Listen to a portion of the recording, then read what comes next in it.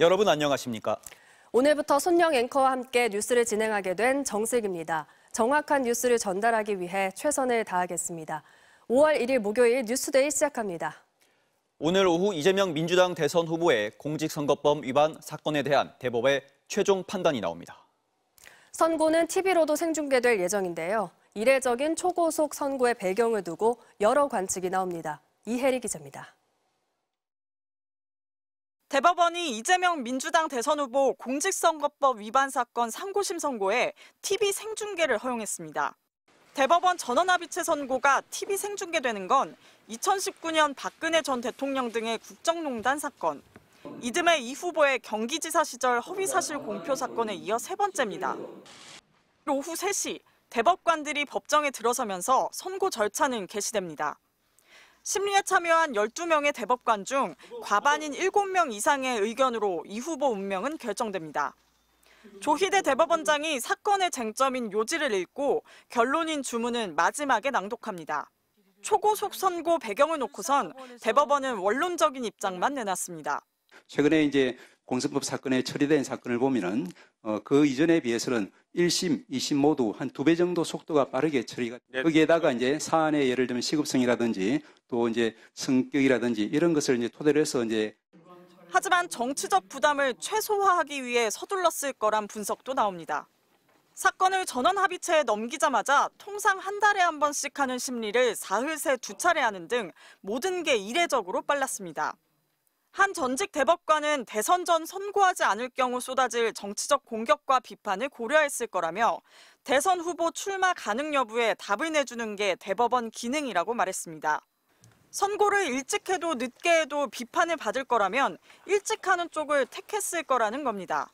또 최근 헌법재판소의 윤석열 전 대통령 탄핵 선고도 영향을 미쳤을 것이라며 대법원의 존재감을 보여주려 했을 것이란 분석도 내놨습니다. 대법원의 선택지는 크게 2가지입니다. 항소심 판결에 문제가 없다면 무죄를 확정하고 그렇지 않다면 사건을 파기해 다시 서울고법에 내려보내게 됩니다. 대법원 선고가 차기 유력 대권주자의 정치적 운명에 영향을 미칠 수 있어 어떤 결론을 내든 정치적 공격은 피할 수 없을 것으로 보입니다. MBC 뉴스 이혜리입니다. 무속인 건진법사 의혹을 수사 중인 검찰이 윤석열 전 대통령 부부의 자택과 김건희 여사의 코바나 컨텐츠 사무실, 수행비서 자택을 압수수색했습니다. 김 여사의 휴대전화와 노트북 등을 확보한 걸로 전해졌는데 김 여사에 대한 검찰 소환도 임박한 걸로 보입니다. 이승현 기자입니다.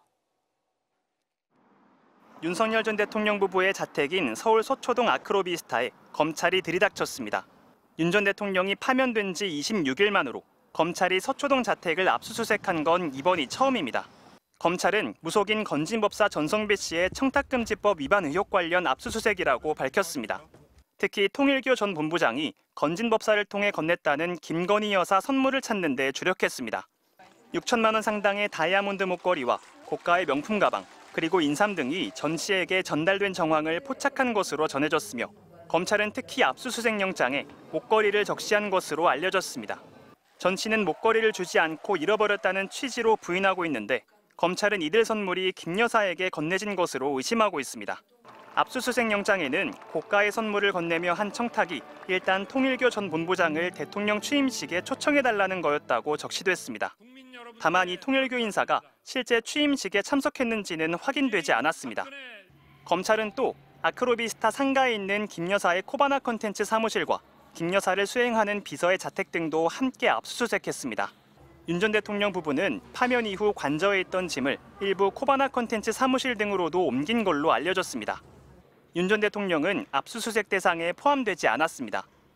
검찰은 6시간 40분가량의 압수수색을 통해 김 여사의 휴대전화와 메모장, 노트북 등을 확보한 것으로 전해졌습니다. 윤 전 대통령 측은 다만 김 여사가 피의자가 아닌 참고인 신분이라고 밝혔습니다.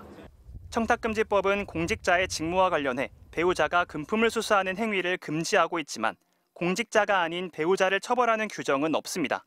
이를 근거로 검찰은 앞서 김 여사가 최재형 목사에게 받은 디올백 등을 무혐의 처분하고 항고도 기각했습니다.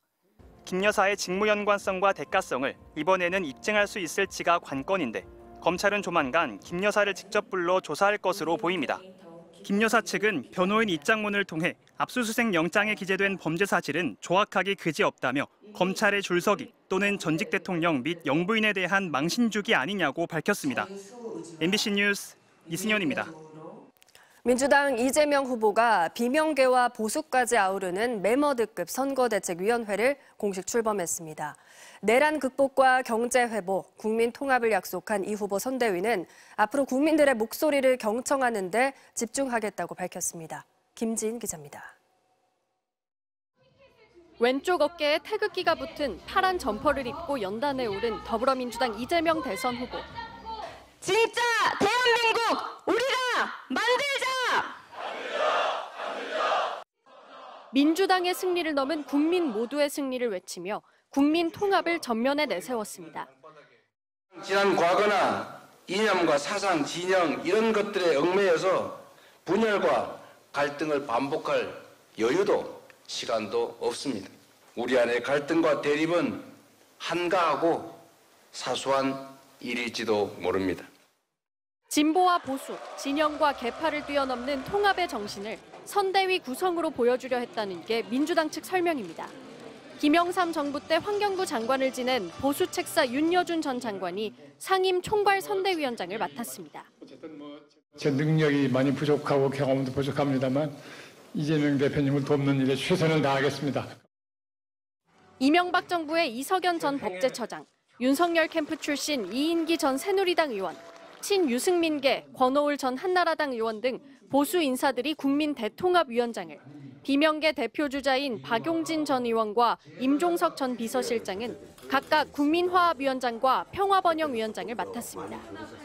문재인 정부에서 코로나19 방역을 이끈 정은경 전 질병관리청장, 노무현 정부 첫 법무장관인 강금실 전 장관, 경선 라이벌이었던 김경수 전 경남지사와 김부겸 전 총리, 김동명 한국노동조합 총연맹 위원장도 총괄 선대위원장단에 합류했습니다. 김경수의 꿈이 이재명의 꿈입니다. 이재명의 꿈을, 우리 이재명 후보의 꿈을 대한민국 국민 모두의 꿈으로 함께 만들어 갑시다. 선대위는 핵심 과제로 경청과 현장을 내걸었습니다. 노동절인 오늘은 종로 포장마차에서 배달라이더와 택배기사 등을 만나 현장 목소리를 들은 뒤 경기 포천, 연천 등 경기 북부를 시작으로 지역 순회 일정에 나설 계획입니다. MBC 뉴스 김지인입니다. 총 사업비 26조 원 규모의 체코 원전 건설 사업 최종 사업자로 우리나라 업체가 선정됐습니다.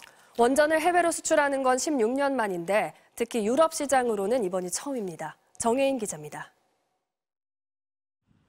한국 수력 원자력을 주축으로 한 팀코리아가 체코 신규 원전 사업자로 최종 선정됐습니다. 체코 정부는 현지 시간으로 지난달 30일 한수원과 오는 7일 본계약을 맺을 거라고 공식 발표했습니다. 이 사업은 두코바니 지역에 1000메가와트급 원전 2기를 짓는 프로젝트로 예상 사업비는 약 26조 원에 달합니다. 한국 기업의 원전 수출은 지난 2009년 아랍에미리트 바라카 원전 이후 16년 만입니다. 이러한 소식에 산업통상자원부는 체코 정부의 공식 발표를 환영한다며 양국은 계약 체결식 개최 계획 등을 협의하고 있다고 밝혔습니다. 계약 체결식은 체코 프라하에서 열릴 예정으로 한수원과 발주사 측, 또 양국 정부 관계자가 참석할 걸로 보입니다. 본 계약이 체결되면 한수원은 체코 두코바니 원전 단지에 5-6호기를 새로 짓게 됩니다. 특히 이번 계약은 세계 원전 시장의 중심인 유럽에 처음 진출한다는 데 의미가 있는 것으로 평가됩니다. 수출 지형을 크게 넓힐 수 있을 거란 기대감 때문입니다. 지난 2022년 수주전에 뛰어든 한수원은 가격 경쟁력 등을 앞세워 미국과 프랑스를 모두 제치고 지난해 7월 우선 협상 대상자로 선정됐습니다. 이후 올해 3월 본계약을 목표로 했지만 미국 웨스팅하우스와의 지식재산권 분쟁 등으로 늦어지게 됐습니다.